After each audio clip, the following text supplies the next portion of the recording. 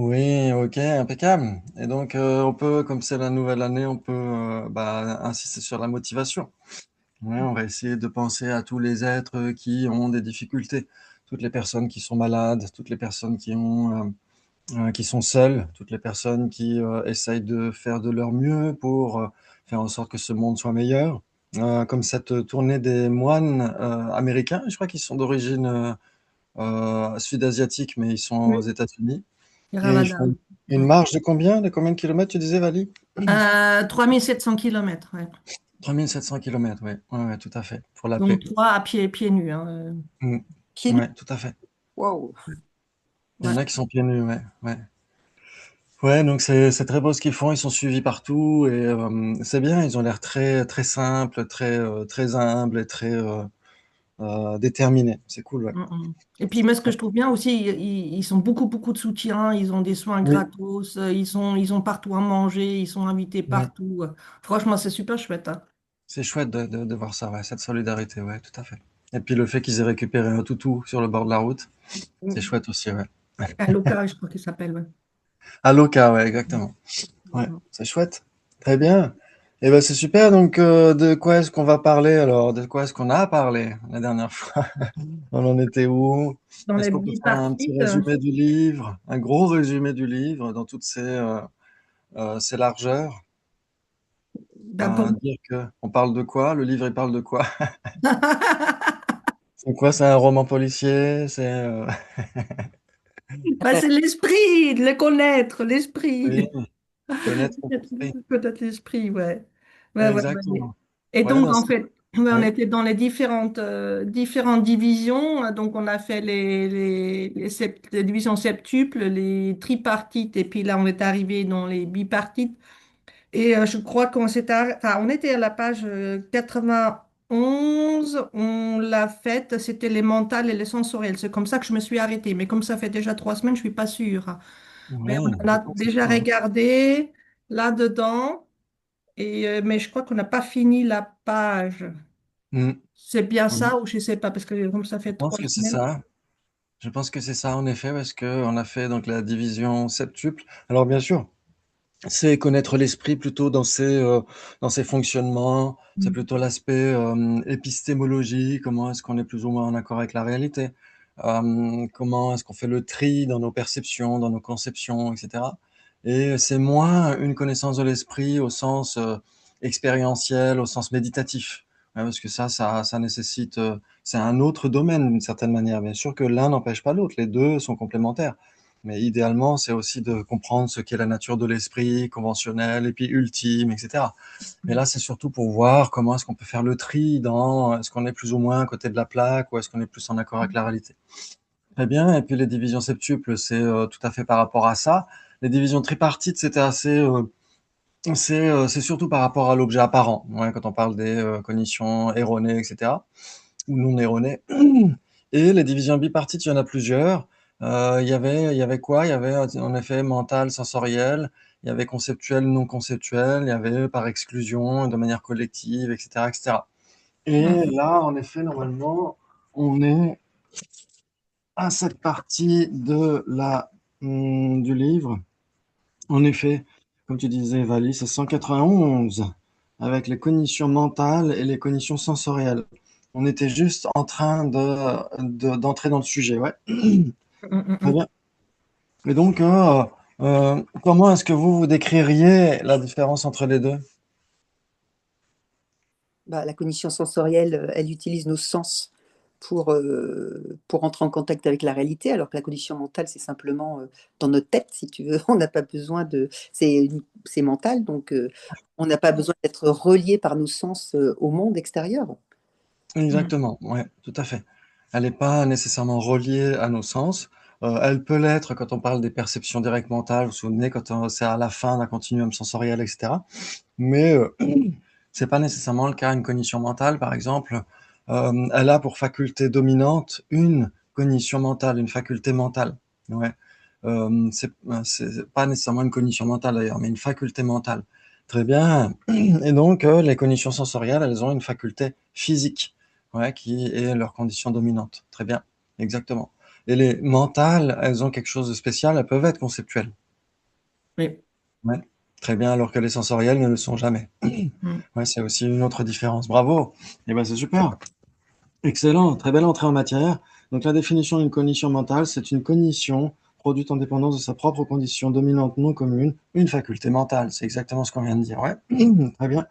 Et donc, puisque le terme cognition mentale inclut autant l'esprit que les facteurs mentaux, ouais, quand on parle d'une cognition mentale, ça peut être la conscience mentale, la conscience principale mentale, ouais, la sixième conscience, et ça peut être aussi un facteur mental, une cognition mentale. Ouais, ok, très bien. Et donc là, en effet, on avait dit, ah oui, je pense que la dernière fois, on avait parlé de cette fameuse note qui est inutile dans la nouvelle version si un jour on arrive à la faire sortir. Si un jour on termine le livre, si on arrive à faire en sorte que le nouveau vocabulaire employé à la FPMT, on parle de conscience plutôt que d'esprit, dans ce Mhm. cas-là, il n'y a pas besoin de cette longue note qui est à la page 191, parce qu'il parle justement d'esprit. Quand on dit esprit au pluriel, ça fait un peu, un peu, Ghost. oui, ça fait ghost, exactement. Donc c'est pour ça que si on dit conscience au pluriel, on est tranquille. Ouais, Mm. très bien.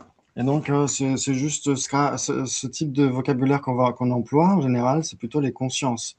Et donc, il y a, et aussi, on parle de mental. Vous vous souvenez? On avait vu au début, je crois que c'était au début des débats sur la psychologie, qu'on avait vu qu'il y avait plusieurs équivalents. Il y a conscience, esprit et mental qui sont Mm. équivalents. Mm. Ouais. Mm.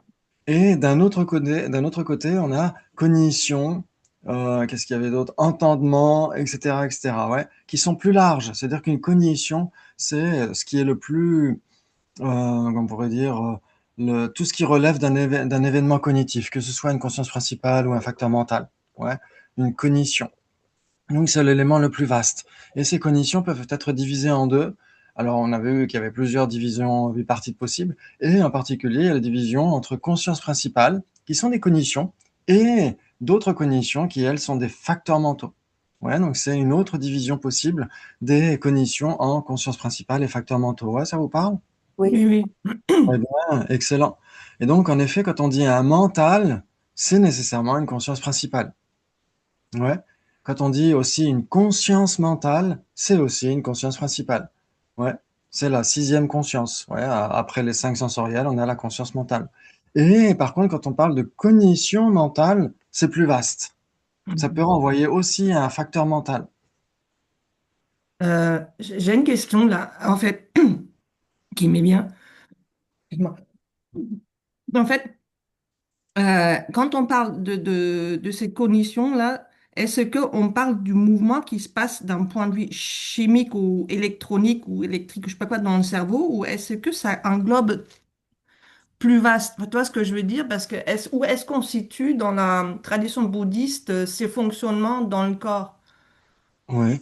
Alors, oui, il y a des mentions, je pense surtout dans la médecine tibétaine, où il y a des mentions, s'il y a un peu trop de flegme dans le cerveau, etc., ça peut engendrer certains, certains types de symptômes, etc.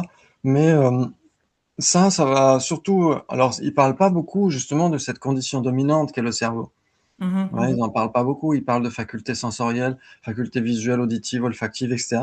Mais ils parlent pas beaucoup du cerveau par rapport à l'épistémologie, ce qui est bizarre, hein, parce que Ouais. c'est quand même, s'il y a une partie du cerveau qui est endommagée, ben on va pas bien voir, on va pas bien entendre, etc. Donc ça peut, ou on va pas bien comprendre, etc., etc. Ouais. Mais ici, le cerveau, ça va plutôt être de la matière. Donc c'est pour ça qu'ils mettent ça de côté quand ils parlent de l'auric, quand ils parlent des cognitions. D'accord. Ouais. Ok. Et donc en effet, cognition, c'est très vaste. Ouais. Et donc si on dit conscience mentale, ouais, ou si on dit un mental, il y aurait combien de possibilités entre un mental et une conscience mentale? Ben, une conscience mentale est un mental, mais Hein? n'est pas une conscience mentale. Je dirais trois. Trois possibilités. Ouais. Ça fine, oui. Ah, mais je pense. Oui, boule de feu, vendredi matin. J'allais dire bout de Excellent. feu, mais Excellent, 3. En effet, un mental, c'est une conscience principale, ouais. Hmm. C'est d'accord, c'est équivalent. Mais si c'est une conscience principale, ça peut être une conscience, comme on l'a dit, une conscience sensorielle, ou ça peut être une conscience mentale. Mhm. Très bien. Donc ça veut dire que si c'est un mental, ça peut être un mental sensoriel, ou ça peut être un mental mental. Ouais. Donc si c'est une conscience mentale, c'est nécessairement un mental parce que c'est une conscience principale. Mais si c'est une conscience principale, c'est pas nécessairement une conscience mentale, ça peut être une conscience visuelle. Mhm. Donc trois possibilités, ce qui n'est ni l'un ni l'autre, bah, on dira le cerveau justement. Ouais. Très bien, excellent. Donc trois possibilités entre mental et conscience mentale. Donc c'est là où on voit qu'il y a quand même une distinction. Par contre, maintenant, si on parle de cognition mentale, c'est très différent. Ouais, Yishe en tibétain, ou Mano Dhyana en sanskrit. Donc il dit, ici c'est le texte racine qui dit ça, il existe quatre possibilités entre la cognition mentale et le mental. Eux, ils avaient mis esprit à l'époque, mais ici, il faut mettre mental, entre Yishe et Yi en tibétain. Ouais, très bien. Alors la première, c'est quoi? C'est une perception visuelle, par exemple, et un mental, mais pas une cognition mentale. Ouais, une perception visuelle. Alors ici, il faudrait pas mettre perception visuelle. Il faudrait mettre une conscience visuelle. Ouais, parce qu'une perception visuelle n'est pas nécessairement un mental. Ça peut être une fonction cognitive, ça peut être un facteur mental associé à la perception visuelle. Vous êtes d'accord? Mhm. Répétez, là, j'ai pas suivi. Ouais. C'est-à-dire qu'ici, si on dit une perception visuelle, comme vous le savez, une perception, ça peut être aussi bien une conscience principale qu'un facteur mental. Par exemple, la sensation. Excuse-moi, perception sensorielle et cognition mentale, à chaque fois, on englobe les facteurs mentaux. Alors voilà, exactement, tout à fait. Et quand on dit une perception, par exemple une perception directe, si on dit par exemple une perception directe visuelle, nous, dans nos débats, on a souvent l'habitude de donner comme illustration une conscience visuelle. Ouais, quand on dit une perception valide, etc., on va dire le premier moment, etc., etc., d'une conscience visuelle. Mais en réalité, aussi le facteur mental de sensation qui est associé à cette conscience visuelle est aussi une perception visuelle. Et l'identification, le contact, enfin les facteurs mentaux omniprésents, n'importe lequel des facteurs mentaux omniprésents associés à la conscience visuelle est aussi une perception visuelle. Mhm. Ouais, quand elle est non erronée. Ouais, ça joue. Oui, oui, oui, oui. Ça veut dire que c'est ce qu'on avait vu dans une partie du livre à un moment donné, où il parlait de ça. Il disait qu'en fait, il y avait un débat qui avait mentionné Lati Rinpoche, il avait dit qu'en fait, si par exemple on dit une cognition conceptuelle, c'est pas nécessairement que la conscience mentale qui est conceptuelle. Ça peut être aussi le facteur mental de sensation associé à cette conscience mentale conceptuelle, qui est aussi une cognition conceptuelle. Mhm. Ouais. C'est-à-dire que c'est plus vaste quand on dit cognition. Quand on dit perception, c'est vaste. Mais quand on dit conscience visuelle, là, on ne parle que d'une conscience principale ou d'un Ça veut dire mental. que là, c'est déjà arrivé au cerveau, on a déjà traité l'information, c'est ça? Alors oui, on pourrait dire que, alors c'est vrai que là, il parle pas beaucoup du cerveau, mais Oui. ouais, Pour c'est moi, sûr. il faut que ça rentre. Ouais, c'est vrai que en neurosciences, ils vont parler du cerveau ou alors dans l'esprit de perspective, un super livre sur l'épistémologie, etc. Où il parle beaucoup de ce qui se passe dans le cerveau. Mais c'est vrai que dans la tradition bouddhiste, ils vont surtout parler de ce qui est le résultat d'une certaine manière, ouais, de ce que le Mhm. cerveau aura traité, etc. Ouais. Très bien. Donc ça veut dire quoi? Ça veut dire que vous savez que vous avez dans, par exemple, une conscience visuelle, la conscience visuelle, elle a nécessairement au minimum 5 facteurs mentaux omniprésents, qui sont toujours là. Ouais, la sensation, l'identification, ou qu'on appelle aussi discrimination, le contact, l'intention et l'application mentale. Ouais, ces 5 facteurs mentaux sont nécessairement là. S'ils n'étaient pas là, la conscience visuelle, par exemple, ne pourrait pas vraiment fonctionner. Ouais, elle ne pourrait pas expérimenter son objet s'il n'y avait pas le facteur mental de sensation. Ouais. Donc, c'est Oui. contradictoire avec une inattentive, alors. Alors pas nécessairement parce que une Mhm. perception visuelle peut être inattentive et son facteur mental de sensation va être inattentif aussi. Ça va être aussi une cognition inattentive si elle est inattentive. Ah, ok. Ça veut dire que expérimenter son objet, ça ne veut pas nécessairement dire le réaliser. Ouais, appréhender son objet, etc. Ou expérimenter quelque chose ne veut pas dire réaliser. Ouais. Vous vous souvenez, on avait donné une citation de Acharya Kamalashila, je crois, qui disait ça, qui disait c'est pas simplement par la simple expérience de son objet qu'il y a une certification de cet objet. Ouais. Et donc, en effet, euh, par exemple, une conscience visuelle. Une conscience visuelle est nécessairement associée au facteur mental de sensation. Pourquoi? Parce que c'est ce facteur mental qui lui permet d'expérimenter. Ouais, Mhm. très bien. Mais si cette conscience visuelle, elle est inattentive, et ben, son facteur mental de sensation va aussi être inattentif, va aussi être une cognition D'accord. inattentive. Ah oui, donc Ouais. dans là, c'est contradictoire avec une condition attentive, alors c'est ça. Oui, Ok, oui, exactement. ok. Ouais, donc ça veut dire que la conscience visuelle, non seulement la conscience visuelle, mais le facteur aussi mental de sensation ou d'identification, etc., qui sont associés à cette conscience visuelle, sont aussi des perceptions visuelles. Mhm. Ouais. Si elles sont non erronées. Si la conscience visuelle est erronée, par exemple, on met des lunettes bleues et on voit la neige, on verra la neige bleue, etc., de couleur bleue. Dans ce cas-là, non seulement la conscience visuelle sera une cognition erronée, mais aussi le facteur mental de sensation sera une cognition erronée. Ouais, ça vous parle? Mhm. C'est-à-dire que tout ce que fait l'un fait nécessairement les autres, les facteurs D'accord. mentaux. Tout ce que font les facteurs mentaux, la conscience principale qui est associée à ces facteurs mentaux le fera aussi. Ouais, excellent. Donc à aucun moment il y a un ajustement, mais c'est à quel moment qu'il y a l'ajustement, mais dire, ah bah tiens, je vois ça bleu parce que j'ai les lunettes. Il y a un moment quand même, toi, Oui, c'est la différence, enfin, pour pas que ce soit une fausse, mais que ce soit une erronée, parce que juste, mais c'est à quel moment que ça se passe alors? là, ça va être la conscience mentale qui va dire, bah tiens, je sais que C'est la neige ah, est de couleur blanche, mais je la vois bleue parce que j'ai mis des lunettes teintées, etc. Ouais. c'est tout au bout. Ok, Ouais. donc du coup, on fait tout le parcours comme quoi que c'est faux, et puis c'est juste au bout que, il y a un autre truc qui vient, une autre lumière qui clignote ou je sais pas quoi, qui fait que. Oui. Ok, Qui corrige en fait l'erreur d'une ok, certaine ouais, qui manière. corrige, ouais. Un mec, ça vient Mhm. d'ailleurs en fait. Oui, exactement. Ça Tout vient à fait. d'ailleurs. Ok, ça vient pas du fait de lui-même. Ok. Oui, tout à fait. Ça veut dire que la conscience visuelle, même si nous, on sait que cette conscience visuelle est erronée, cette conscience visuelle, elle ne le réalise pas. Elle est juste en train de se tromper. Hmm, C'est la conscience mentale qui est capable de savoir, tiens, est-ce que ma conscience visuelle, ce qu'elle perçoit, est-ce que c'est correct ou pas? hmm, Ouais, ouais, ça hmm, va. hmm. Très bien. Ok, donc c'est là où il faut passer un certain temps pour expliquer ces points-là par rapport à cognition. Parce que ce débat-là, il est quand même assez difficile. Il est très difficile. Ça veut dire que si on compare mental et cognition mentale, on va dire ce qui est un mental mais pas une cognition mentale, à ce moment-là, il faut choisir une conscience principale. Parce que conscience principale et mentale, c'est équivalent, on est d'accord? Hmm. Très bien. Et donc c'est pourquoi on ne peut pas dire une perception visuelle. Il faut dire une conscience visuelle. Tu Ouais. pourras, à la fin, comme tu fais le résumé, mettre les synonymes mental, Oui, comme ça, voilà. Parce que moi, je prends pas de notes et ça me permettra de retenir. Enfin, oui, oui, ouais, tout à fait. Ouais, j'avais une diapo par rapport à ça, ouais, j'essaierai de la retrouver. Mais en effet, ce qu'il faut voir, c'est que pour les Tibétains, Namche, conscience, Yi, mental, et Sem, l'esprit, sont équivalents. Et d'un autre côté, il y a la cognition, c'est-à-dire que c'est plus vaste encore.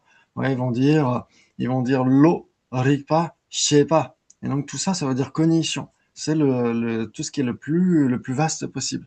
Donc ça veut dire que une conscience principale ou un mental est nécessairement une cognition, mais si c'est une cognition, c'est pas nécessairement un mental. Qu'est-ce que ça peut être?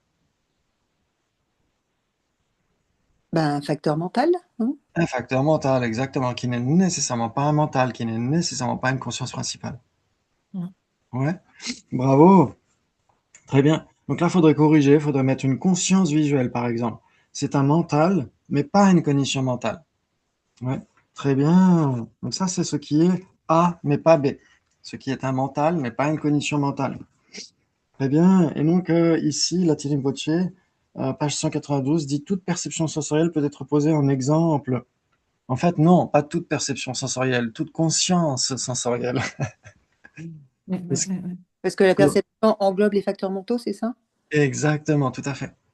Ouais, si on dit ok, donne l'illustration de ce qui est un mental et pas une cognition mentale, si on dit bah, une perception sensorielle, il s'ensuit donc que la sensation associée à une conscience visuelle est un mental. Or, Pardon, non, on va dire non. tu peux répéter? Ouais. Si on dit, si on compare mental et cognition mentale, si on dit donne l'illustration de ce qui est un mental, mais pas une cognition mentale, si la personne dit bah, une perception visuelle, à ce moment-là, l'objecteur va dire, il s'ensuit donc que le facteur mental de sensation, qui est associé à une conscience visuelle, qui est non erronée, etc., est un mental, puisque c'est une perception visuelle. Ça veut dire que C'est pas une con- c'est pour ça que c'est pas bon. oui, c'est pas un mental. Le facteur mental de sensation, c'est un facteur mental, et un facteur mental n'est nécessairement pas un mental, dans le sens, une conscience principale. Oui, c'est ça que je veux dire. Ah oui, dans le sens conscience principale, c'est ça qui me manque. Ouais, ok. Ouais, mental, oui, exactement, c'est ça qu'il faut garder à l'esprit. Mental égale conscience principale. C'est pour ça Mhm. que c'est important que Là, il tu. faut vraiment le noter en lettres de feu sur la voûte Mhm. céleste. Mental égale conscience principale égale esprit principal, etc. Ouais. Ouais, ça vous parle? Oui, Principe. oui, oui, ça me parle. J'avais oublié, oui, on l'avait déjà dit, mais j'ai oublié. Alors que, alors que cognition, c'est beaucoup plus vaste. Ouais. Une cognition, c'est-à-dire une perception est une cognition. Ouais. Une cognition n'est pas nécessairement une perception. On est d'accord? Une Une connaissance, c'est pas perception est une cognition et une cognition n'est pas C'est pas forcément. nécessairement une perception, ouais. Mhm.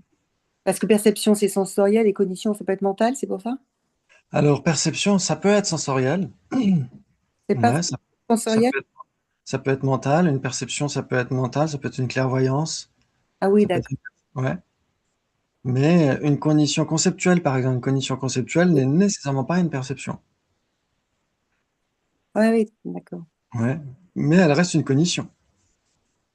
Parce que pour moi, une clairvoyance n'est pas une perception mentale. Elle utilise la faculté mentale, mais c'est pas une perception dans le sens que elle n'utilise pas sa faculté, les facultés physiques. C'est ça qui Oui. est bizarre. Mais je comprends, oui. Oui, on pourrait dire, comme dit le texte Racine, à un moment donné, il dit les perceptions yogiques aussi sont des perceptions mentales. Mhm. Oui, oui. Ouais. Et oui. Ok, donc c'est vrai que idéalement, ce serait génial de pouvoir débattre tous les jours de ces points-là pour éclaircir les choses, parce que c'est vrai que sinon, ça peut paraître un petit peu complexe. Alors qu'en fait, ça ne l'est pas tant que ça. Il faut juste se familiariser avec le vocabulaire. Ouais, ça veut dire que Mhm. si on a la vision générale comme quoi tout ce qui relève d'un événement cognitif, c'est une cognition. Ouais, qu'on parle d'une cognition conceptuelle, non conceptuelle, sensorielle, mentale, tout ça c'est de la cognition. Ouais, qu'on parle des consciences principales ou des facteurs mentaux, tout ça c'est de la cognition. Ouais, Donc, c'est quand ça tu qui. parles, pardon, excuse-moi, un facteur mental comme l'attachement, la colère, c'est aussi une cognition. C'est ça. Mm, exactement. Ouais, tout à fait. Ce sont des facteurs mentaux, donc ce sont des cognitions. Exactement, bravo. Mais quand c'est une connaissance principale, c'est pas forcément. Toutes les consciences principales ne sont pas des facteurs mentaux aussi. Et exactement, elles ne sont nécessairement pas des facteurs mentaux. Ne Ouais, sont nécessairement pas. oui, tout à fait. Donc Ça c'est veut dire que contradictoire. c'est contradictoire. Ouais, exactement. Ah oui, alors donc ça, il faut que je note. Donc c'est Ouais. avec facteurs mentaux. On pourrait Ok. dire que toutes les divisions bipartites, toutes ces divisions bipartites, tous les éléments de ces divisions bipartites sont mutuellement contradictoires. Ouais, cognition mentale, cognition sensorielle, cognition conceptuelle, cognition non conceptuelle, conscience principale, facteurs mentaux, tout ça c'est contradictoire. Chaque élément d'une division bipartite. Ok. Magnifique, ça c'est très important. Donc ça veut dire que la conscience visuelle, par exemple, qui est associée à un facteur mental de sensation, les deux sont une même substance, elles sont dans le même entourage, mais elles restent contradictoires. Contradictoire. Même substance, mais contradictoire. Ouais, En fait, excuse-moi, c'est une même entité ou même substance, mais c'est deux isolats différents. C'est-à-dire que la conscience conceptuelle est capable de distinguer d'un côté une conscience mentale et de l'autre côté, par exemple, le facteur mental oui, identificatif. C'est ça? tout à fait. C'est tout à fait ça. Ouais, c'est deux isolats différents et euh, même on pourrait dire ce qui est ces différents isolats, même ça c'est contradictoire. Parce que dans certains cas, les isolats, en effet, n'importe quel isolat est nécessairement contradictoire avec un autre, mais ce qui est cet isolat et ce qui est cet autre isolat, en général, ne sont pas nécessairement contradictoires. Par exemple, impermanent et produit, impermanent et produit ne sont pas contradictoires, mais leurs isolats respectifs le sont. Ouais, Il y a une base commune, c'est pour ça. Parce que oui, les produits, il y a la base commune, c'est la même chose. Enfin, ça veut dire la même chose, quoi. C'est ça? exactement. Tout à fait. Alors que facteur mental et conscience principale, non seulement leurs isolats sont contradictoires, mais même eux, ce qui est ces isolats, même ça, D'accord. c'est contradictoire. Ok. Ok. Excellent, c'est super. Très bien. Donc on pourrait dire qu'en effet, la conscience visuelle et le facteur mental de sensation qui est associé sont contradictoires, mais les deux sont des perceptions visuelles, si elles sont non erronées. Ouais, une conscience visuelle qui appréhende son objet de manière non erronée. Ouais, vous vous souvenez de la définition d'une perception directe? Euh, Non conceptuel, non erroné. Voilà, Conception, cognition, cognition, cognition. une mission libre de conceptualisation et non erronée. Ouais, donc ça veut dire que si la conscience visuelle est non erronée, c'est-à-dire qu'il n'y a pas une brindille à la place d'un ver de terre ou je ne sais quoi, donc elle est non erronée. Ça, je t'entends plus. Ah, allô? non, Oui, moi, je tu es figé. t'entends. Ouais, Sabine qui est figé. partie. Ouais, moi je la vois toujours, mais elle est figée. Ouais, ouais, moi aussi, pareil. Donc, c'est pas ta faute, c'est pas la mienne, c'est elle. Ah, c'est mieux. Super, on t'a Elle est retrouvé. revenue? T'es revenue? Oui. Moi, oui, mais ça coupe maintenant, par moment. Ah, Ouais, ouais. là Mais où c'est tu chez étais tout toi, à ça l'heure, coupe. c'était bien. Ouais. Essaye d'y revenir si tu peux. Bah écoute, j'ai pas bougé, je vais me remettre comme j'étais. Ok, ok, très bien. Là, ça va mieux? Ouais, ok. Donc ça veut dire que si on dit la conscience visuelle, elle est non erronée, les facteurs mentaux qui sont associés à à cette conscience visuelle sont nécessairement non erronés. Oui, oui, oui, parce que Ouais. facteur de conscience, en fait, ils ont les mêmes objets, ça dure le même temps, enfin, ils ont les mêmes caractéristiques et ils sont Oui, enfin, ce que fait l'un va faire l'autre et quand ça s'arrête, tout s'arrête. exactement, tout à fait. Exactement. Donc ça veut dire que si la conscience visuelle est une perception directe, les facteurs mentaux qui sont associés à cette conscience visuelle sont aussi des perceptions directes. Ouais, Mm. très bien, mais ne sont pas des consciences principales. Ah, Mm. d'accord. Principal. Bravo, c'est Facteur mental. pourquoi ici on pourrait argumenter avec la Télé-Poché en disant que en haut de la page 192, que non, toute perception sensorielle n'est pas à poser comme étant un mental, qui ne serait pas une cognition mentale, puisque le facteur mental de sensation est une perception directe. Le facteur mental de sensation associé à une perception directe, à une conscience mentale, pardon, excusez-moi, à une conscience visuelle, le facteur mental de sensation associé à une conscience visuelle qui est non erronée est une perception directe, mais n'est Mm. pas un mental. Oui.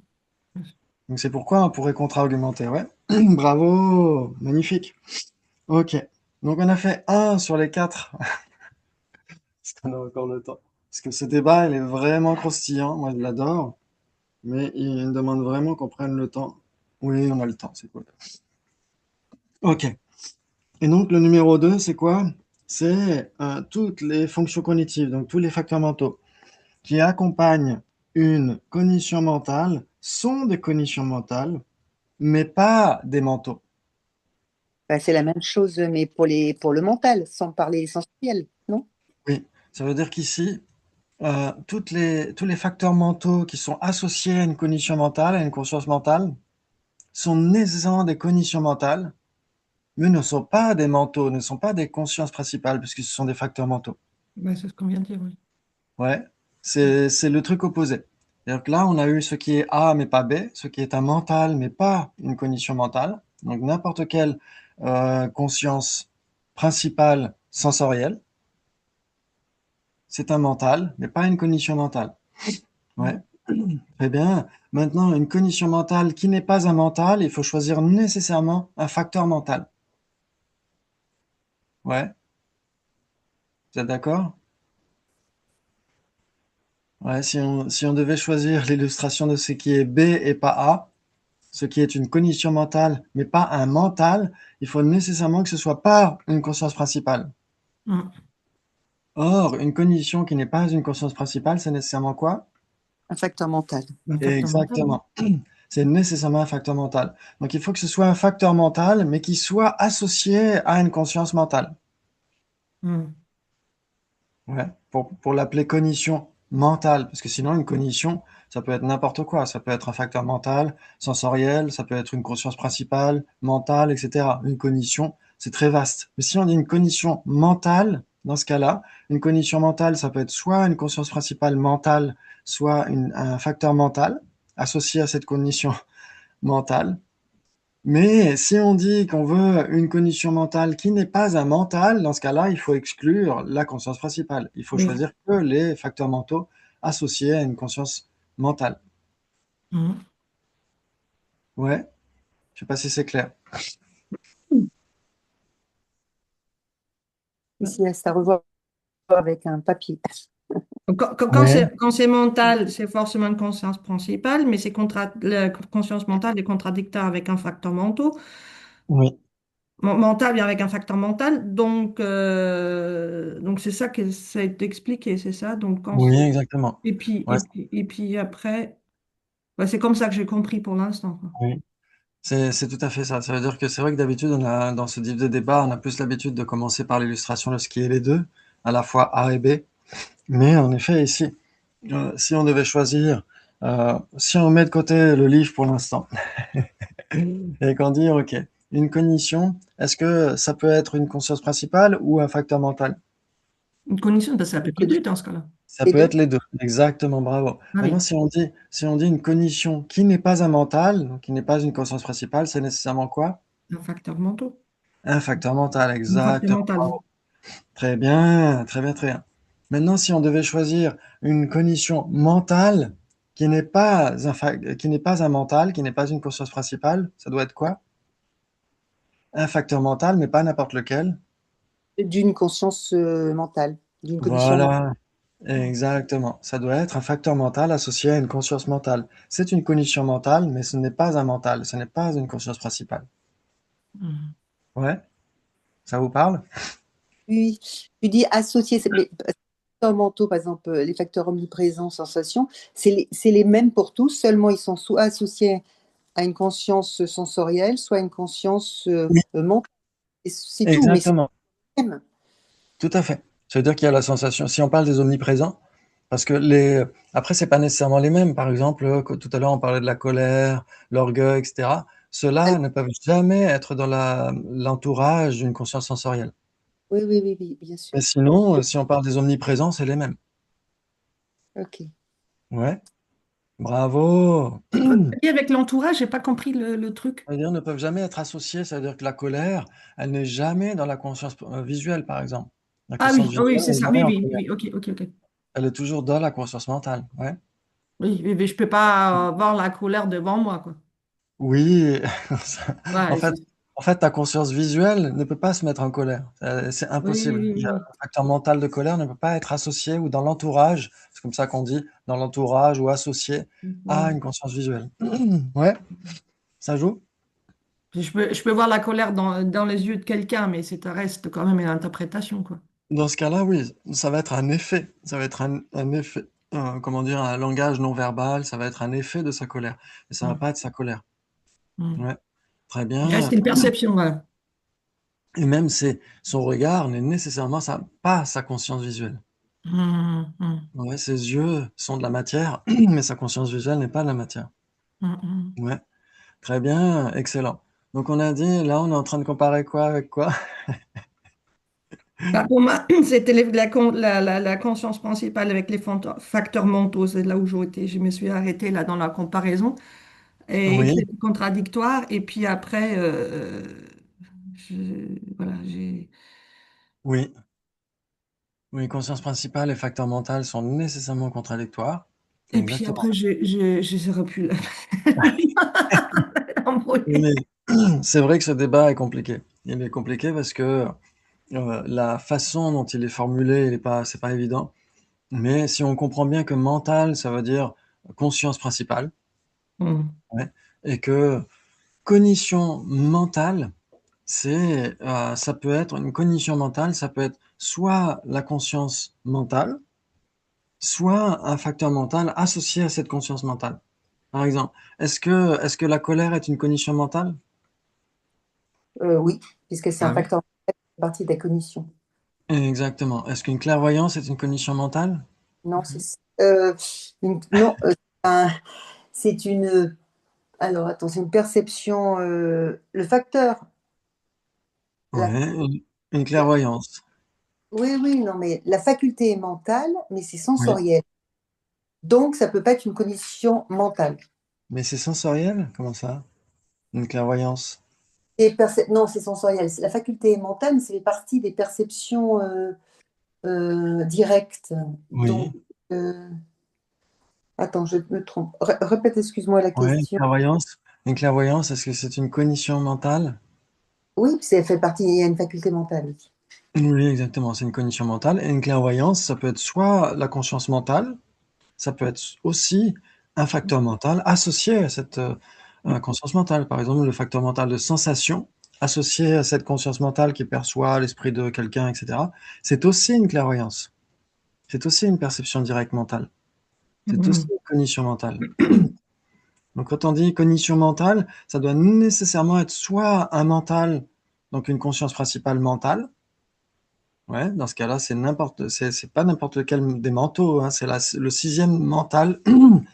Une cognition mentale, c'est soit la conscience principale mentale, soit un facteur mental associé à cette conscience mentale. C'est ça une cognition mentale. Ouais. Et maintenant, si on demande une cognition mentale qui n'est pas un mental, il faut nécessairement exclure la conscience principale. Ouais, ça veut dire qu'il faut choisir un facteur mental associé à cette conscience mentale principale. Ouais, Mhm. ouais. Bonjour. Ok. Maintenant, ce qui est les deux, ce qui est à la fois un mental et une cognition mentale, c'est facile. Un mental et un quoi? Et une cognition mentale. La conscience mentale. La conscience mentale. Oui. La conscience mentale est un mental, puisque c'est une conscience principale, et c'est aussi une cognition mentale. Mhm. Bravo! Et maintenant, si on devait choisir parmi les cognitions, bien sûr, ce qui n'est ni un mental, ni une cognition mentale, Perception directe. oui, une perception directe pourrait être une cognition mentale. Bah, le Ouais. corps, la forme, enfin, qu'est-ce qui n'est pas une cognition, en fait? Alors, Ah parmi oui. les conditions, Donc, Ah, ça, parmi les c'est à con- nouveau un facteur mental. Non, non, c'est pas ça non plus. sinon c'est trop Ça facile. m'embête. Sinon, on pourrait dire une table, etc. Ouais. Mais Ah oui. parmi les cognitions, ouais, Alors, redis tout, s'il te plaît. donc, donc on a dit, on compare mental et cognition mentale. Ouais, on a dit Oui. ce qui est les deux, c'est par exemple une conscience mentale principale. C'est à la Mhm. fois un mental et une cognition mentale. On a dit ce qui est mental mais pas une cognition mentale, une conscience principale sensorielle. C'est un mental mais pas une cognition mentale. Et ensuite, ce qui est une cognition mentale mais qui n'est pas un mental, donc qui n'est pas une conscience principale, c'est un facteur mental associé à la conscience mentale. Ouais. Et ce qui n'est ni l'un ni l'autre parmi les cognitions, ce qui n'est ni une conscience principale, ni une cognition mentale,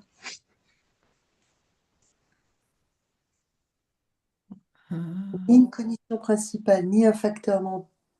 Bah, un facteur mental, ben non, sensoriel, qui est Oui. lié un facteur mental associé à une conscience sensorielle, peut-être? voilà, exactement, il n'y a que ça qui est possible. Le Oui. facteur mental de sensation, par exemple, associé à une conscience visuelle. Ce n'est pas dans une conscience principale parce que c'est un facteur mental, et ce n'est pas une cognition mentale. Pourquoi? Parce que c'est une cognition sensorielle. Mhm. OK. Ouais, ça joue. Bravo.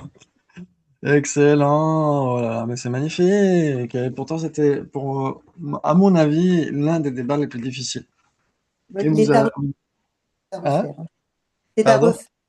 Oui, Mettre oui, des Ouais. empreintes. oui, il faut y revenir. Il faut Ouais, y ouais, il faut revenir. regarder la vidéo, oui, c'est sûr, oui. Exactement. Donc maintenant, si on lit le texte principal et tout ça, on va voir que c'est plus facile. Enfin, j'espère. Il existe quatre possibilités entre la cognition mentale et le mental. En tibétain, c'est comme ça. Yi, She et Yi. Ouais. une perception visuelle, donc une conscience visuelle, il faut corriger à chaque fois. Une conscience visuelle, par exemple, est un mental, mais pas une cognition mentale. Une conscience visuelle, c'est une conscience principale. Ouais, très bien. Et donc, la télépotier, il faut là aussi corriger. Toute conscience sensorielle peut être posée en exemple. Chacune est un mental ou un esprit, mais pas une cognition mentale, puisque c'est une cognition sensorielle. Excuse-moi, t'es où là dans le texte? Je suis revenu au début du débat, 191 et maintenant Ah, 192. 191, oui, oui, parce que, oui. Alors, et puis après, maintenant, t'es?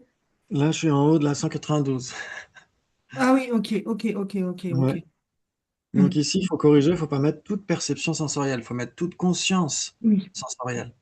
Ouais. Peut être posé comme exemple, chacune est un esprit ou une conscience principale, mais pas une cognition mentale, parce que c'est une cognition sensorielle. Ouais, une conscience sensorielle est une cognition sensorielle, vous êtes d'accord? Une conscience principale sensorielle est une cognition sensorielle. Ok. Une Ouais. cognition Une principale, conscience, une conscience principale sensorielle, donc c'est soit une... visuelle, auditive, olfactive, gustative, tactile, est nécessairement une cognition sensorielle. Oui, Oui, mais si c'est une cognition sensorielle, c'est pas nécessairement une conscience sensorielle. il y a les facteurs mentaux associés à cette conscience sensorielle. Voilà, exactement. Ouais, si c'est une cognition sensorielle, c'est plus vaste. Ça peut renvoyer à la fois à la conscience principale et aussi aux facteurs mentaux qui sont associés à cette conscience principale. Hmm. Ouais. Ok, vous êtes contente d'être venu ce matin. On commence bien l'année. Oui, en effet. Très bien. Donc là, la phrase de la Poche, comme on a dit, donc toute conscience sensorielle peut être posée en exemple. Chacune est un esprit ou une conscience, mais pas une cognition mentale. Ensuite, toutes les fonctions cognitives. Ça, c'est le texte Racine. Toutes les fonctions cognitives ou les facteurs mentaux qui accompagnent une cognition mentale sont des cognitions mentales, mais pas des consciences principales, puisque ce sont des facteurs mentaux. Ouais. Une perception mentale. Donc ici, il ne faut pas mettre simplement.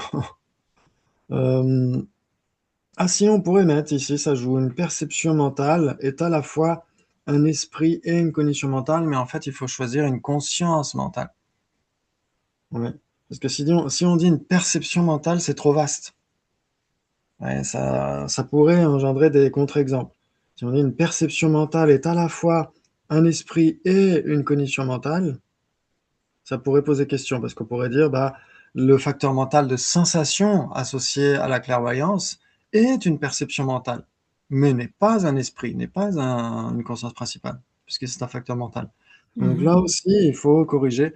Il faudrait que je vérifie si en anglais, ils ont mis à chaque fois perception ou perceiver, parce que dans ce cas-là, ça pose question. C'est pas assez précis. Ça pourrait prêter le flanc des débats. Donc là, c'est pareil, il faut dire une conscience mentale est à la fois un esprit, donc une conscience principale, et une cognition mentale. Ouais, là on est d'accord. Non? oui. Très bien. Et quatre, toutes les fonctions cognitives ou tous les facteurs mentaux qui accompagnent une conscience sensorielle, parce qu'une cognition sensorielle, bah, elles en sont elles-mêmes. Ouais. Donc tous les facteurs mentaux, donc il faudrait tout réécrire, tout ce passage-là, en fait. Toutes les fonctions cognitives ou tous les facteurs mentaux qui accompagnent une conscience sensorielle ne sont ni des consciences principales, ni des cognitions mentales, Mm. parce que ce sont des facteurs mentaux sensoriels. Si c'est un facteur mental sensoriel, ce n'est nécessairement pas une cognition mentale, puisque c'est sensoriel, et ce n'est nécessairement pas une conscience principale, puisque c'est un facteur mental. Ouais, wow, magnifique. De la même façon, il existe quatre possibilités entre une cognition conceptuelle qui appréhende un pot et une cognition conceptuelle qui réalise un pot. Ok. Et, tu peux Ok. répéter? Mhm. Je vais T'as dit répéter sans trembler des genoux.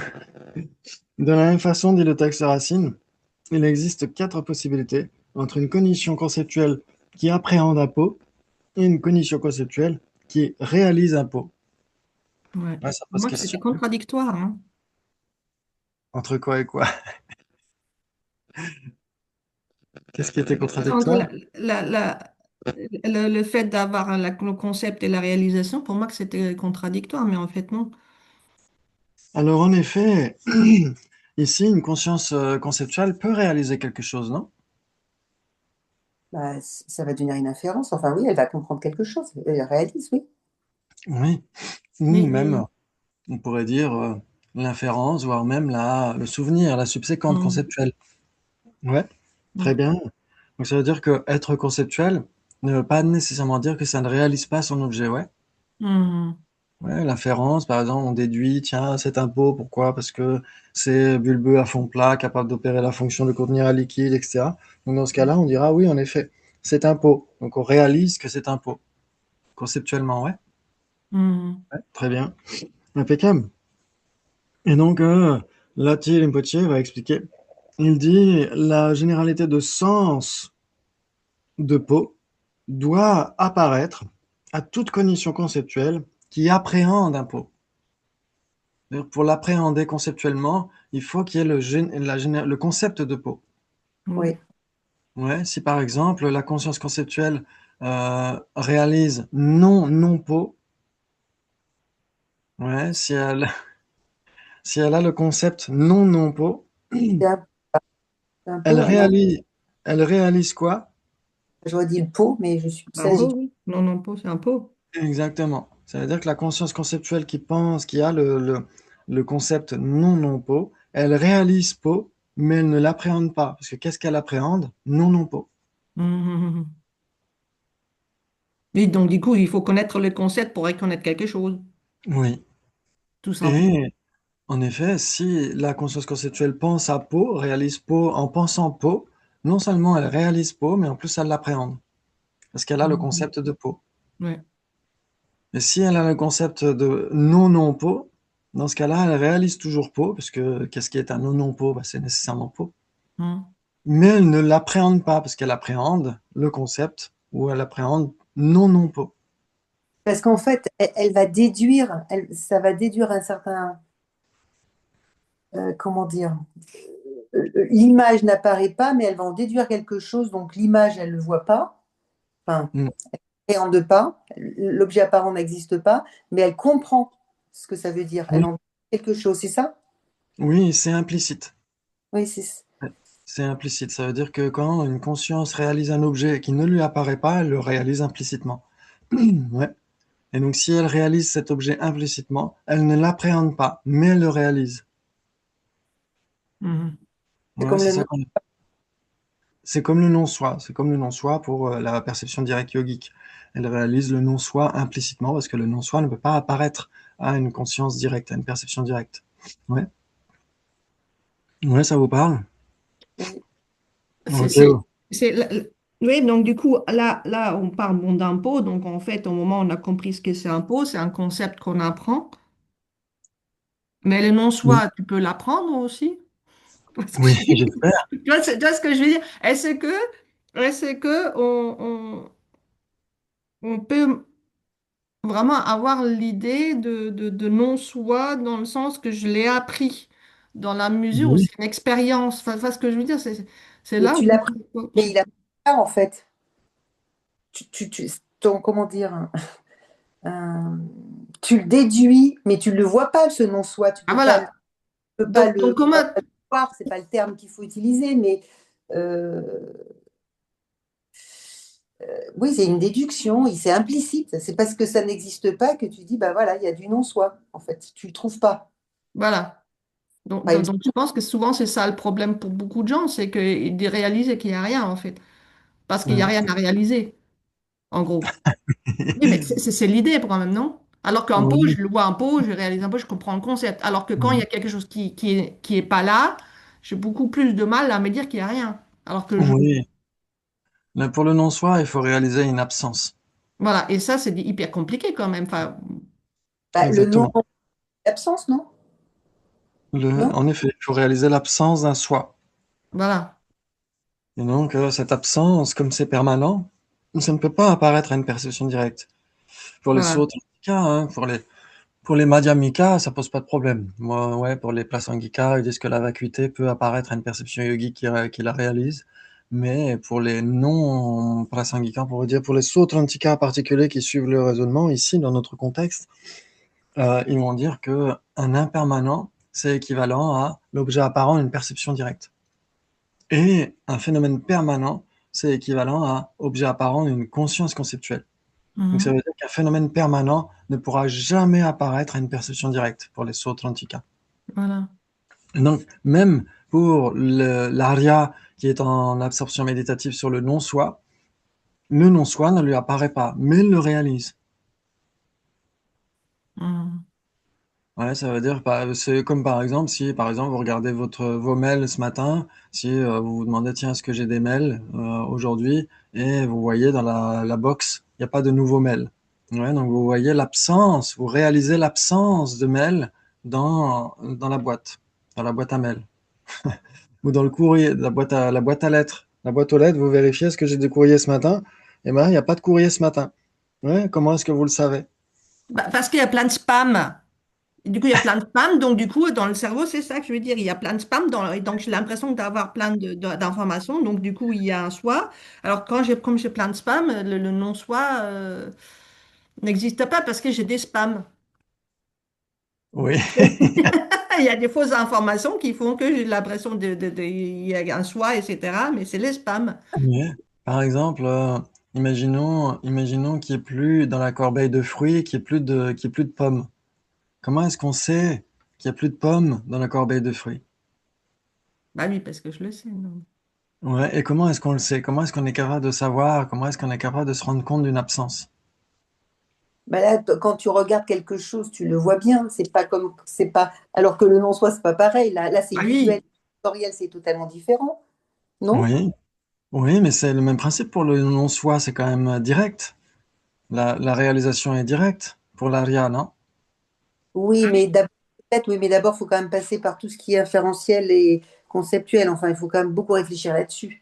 Alors que là, Oui, tu ne réfléchis pas, hein. Enfin, il me semble il n'y pas.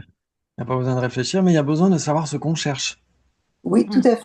Exactement. Ça veut dire que dans la corbeille de fruits, il pourrait y avoir une absence d'ananas, une absence de mangue, une absence de banane, etc. Mais là, on réalise une absence de pommes. Ça veut dire quoi? Ça veut dire qu'on doit chercher les pommes.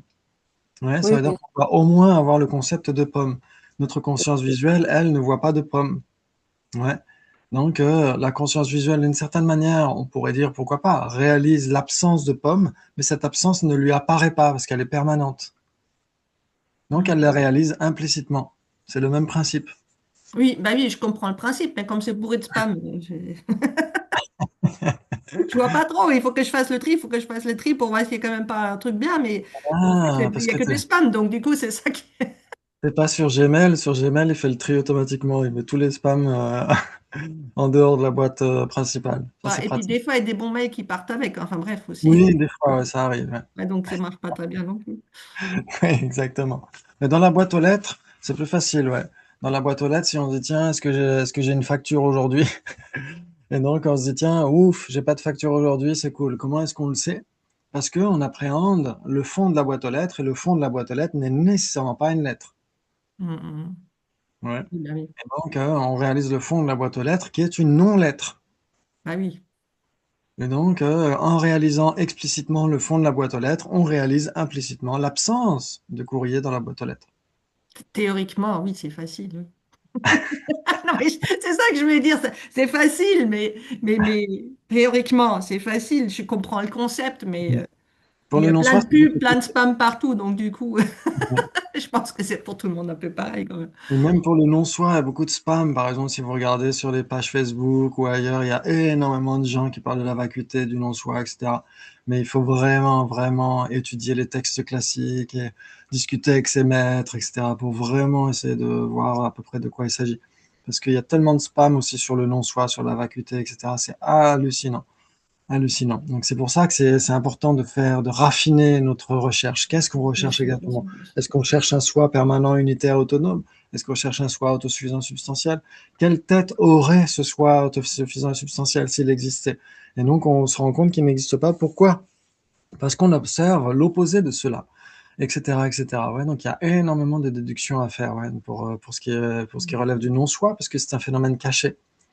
Ouais. Alors que l'absence de courrier dans la boîte aux lettres, oui, on pourrait dire que c'est un phénomène caché dans le sens où on a besoin malgré tout de chercher ce que l'objet de négation en question, mais c'est quand même plus manifeste que le non-soi d'une certaine manière.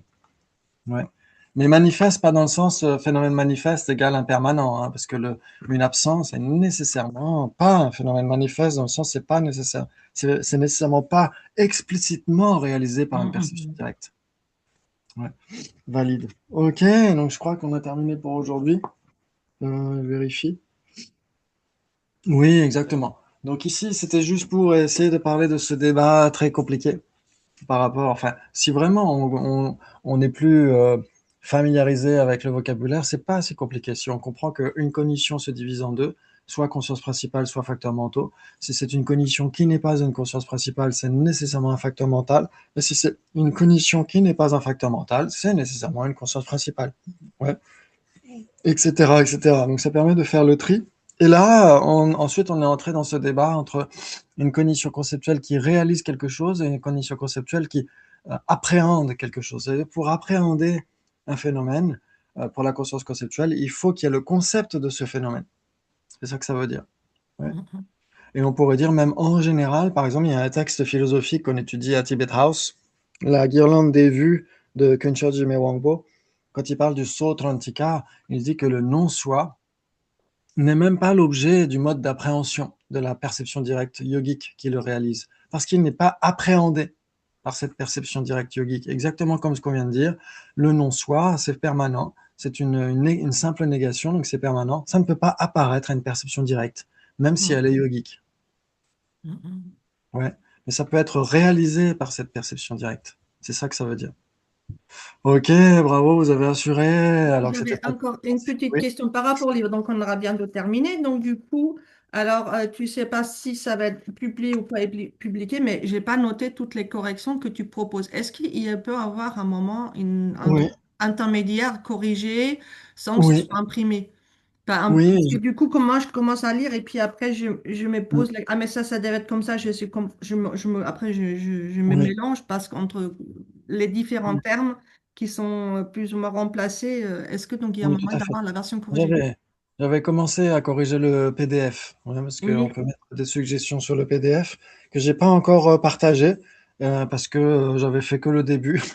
Et ouais. donc, une fois que j'arriverai à tout recorriger en fonction de ce que j'ai noté dans le texte, d'ailleurs, j'ai pas noté là par rapport à perception et conscience, mais je vais refaire une lecture finale du PDF avec toutes les corrections que on aura faites et que je vous enverrai. Et une fois que on aura tous vérifié si c'est le bon truc, etc., on enverra aux éditions Mariana et puis après on verra ce que ça va donner. Du coup, ce que tu nous envoies, ce sont des corrections manuelles. Et quand tu écris. Oui, c'est des suggestions, c'est écrit en vert sur le texte et c'est des suggestions qui sont écrites en vert. Pas en vert en poésie, en vert la couleur verte. Oui, les vers de terre, ok. Oui, du coup, ouais, donc du coup, le PDF transformé en traitement texte et tout ça pour leur mise en forme, c'est eux qui le font après Ah oui, oui, oui, oui, tout à fait. parce qu'ils ont des machines pour remettre ça correctement, quoi. Exactement. Ouais, ouais, tout ce qui est, par exemple, là, normalement, sur le PDF, dans la nouvelle version, il y aura, par exemple, en haut de la page 192, il y aura toute conscience sensorielle au lieu de toute perception sensorielle, etc., Mhm. etc. J'avais déjà commencé à corriger le début du texte, mais voilà, c'est un petit peu rébarbatif. Donc, c'est quand on aura terminé vraiment le livre, là, je pourrais vraiment remettre toutes les corrections et puis vous les envoyer. Ouais. Mhm. Mais ça sera écrit, ça sera pas Par exemple, des fois, on peut faire des remplacements systématiques sur un logiciel, je sais pas quoi. Donc. Oui, non, là, ce sera une suggestion en vert. Je crois que ça, il me semble me souvenir que ça barre le mot initial et ça remplace Oui, ok. avec une couleur verte le nouveau mot. Ok, ok, ok, ok. Bah, ça sera bien parce que Mm, ou, ouais, ça sera super. exactement. Mhm. Impeccable. Et ben super, bravo, bravo. Vous avez assuré comme d'habitude. Et pour les personnes qui le souhaitent, il y a les débats ce soir pour les révisions. On va continuer à réviser les causes, substances, entités, des trucs comme Et ça. les quiz, Et le quiz, ah Absolument. oui, il y a le quiz à corriger, exact. Oui, oui, tout le à fait. quiz. Ouais. corriger le quiz. Impeccable. Merci beaucoup. Excellente Merci. journée. Prenez bien soin de vous. Ciao, ciao. Merci. Merci.